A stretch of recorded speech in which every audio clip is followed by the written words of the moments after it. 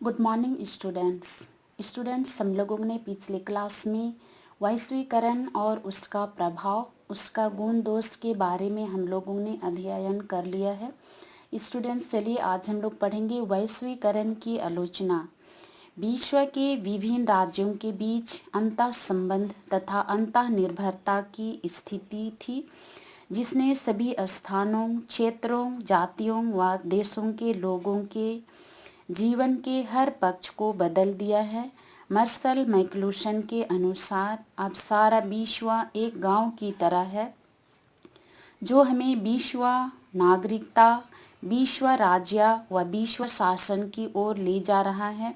ऐसा लगता है कि रूसो, कैट व ग्रीन जैसे दार्शनिकों ने विश्व शांति व सुरक्षा के बारे में जो कल्पना की थी, वह अब साकार हो रही है। इसका निम्नलिखित आलोचनाएं हैं। पहला, विकसित पूंजीवादी देशों की सत्ता में वृद्धि। अमेरिका के साथ साथ अन्य विकसित देशों को विश्व बैंक और अंतर्राष्ट्रीय मुद्रा कोष के माध्यम से विकासशील देशों पर दबाव डालने में सहायता मिलती है कि वे अपने अर्थव्यवस्था को बाजार पर आधारित विश्व अर्थव्यवस्था से जुड़े रहे। दूसरा, बहुराष्ट्रीय कंपनियों के दबदबा में वृद्धि।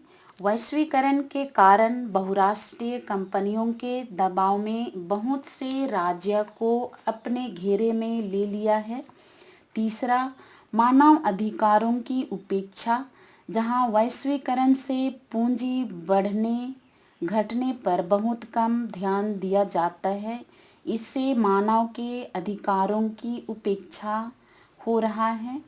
चौथा, राष्ट्रीय अंतर्राष्ट्रीय स्तर पर आय और संपत्ति का पूर्ण वितरण में सहयोग।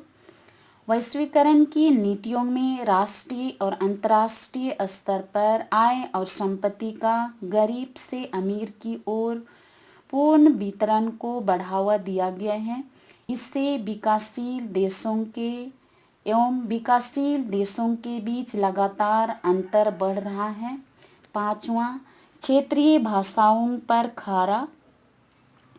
वैश्वीकरण के कारण अंग्रेजी भाषा और अन्य क्षेत्रीय भाषा के लिए खतरा बनकर यह ऐसी स्थिति में पहुंच चुकी है जहां से लौटना असंभव है। छठा, शिक्षा पर असर। वैश्वीकरण के कारण शिक्षा पर बढ़ रहे गंभीर प्रभाव भी नजर डाल रहे हैं। अब शिक्षा पर भी तेजी से व्यवसायीकरण बढ़ रहा है। सातवां, आर्थिक रूपांतरण की गति। अब आर्थिक रूपांतरण की गति इतनी तेजी से बढ़ रहा है कि उसने एक नई विश्व व उसमें नई राजनीति व अर्थव्यवस्था की रचना की है।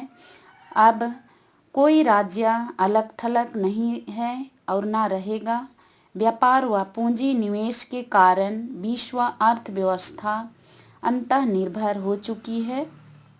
आठवां, संचार या संप्रेषण व्यवस्था। संचार या संप्रेषण व्यवस्था ने लोगों की जीवन शैली को आमूल रूप में बदल दिया है। सामाजिक व सांस्कृतिक जीवन पद्धति के मानदंड बदल दिए गए हैं। विश्व संस्कृति का विकास हो रहा है। नौवां, नई सामाजिक आंदोलन दुनिया के अत्यधिक लोग भागों को अपने चपेट में ले लिया है, जिससे लोकतांत्रिक व्यवस्था का पक्ष प्रबल होता जा रहा है। शोषण, उत्पीड़न, अन्याय, गरीबी, बेगारी, भयानक रोग आदि को मिटने के प्रयास चल रहा है। 10वां, विश्व राज्य, विश्व सरकार व विश्व नागरिकता की दिशा में निरंतर प्रगति हो रही है।